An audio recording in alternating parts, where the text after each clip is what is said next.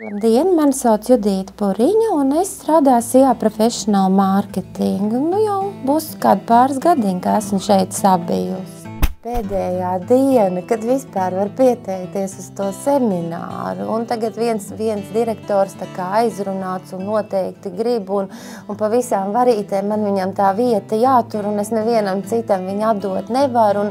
Nu, tad es zvanu un saku, nu, klausieties, bet ir atlikusi stunda, un man vajag, teiksim, to jūsu pieteikumu formu, lai jūs atsūtat. Viņš saka, viss, es jau lecu mašīnā, es tagad braucu, būšu pēc 10 minūtēm, es būšu, viss sazvanamies. Paiet 10 minūtes, es viņam zvanu atkal, es saku, cik tālu tikāt, jo mums, deg laiku, un mēs nevaram vairāk gaidīt. Un viņš saka, es jau esmu savā pagalmā, tūlīt dzirdat, es vēru durvis būs, pēc brītiņa maza būs.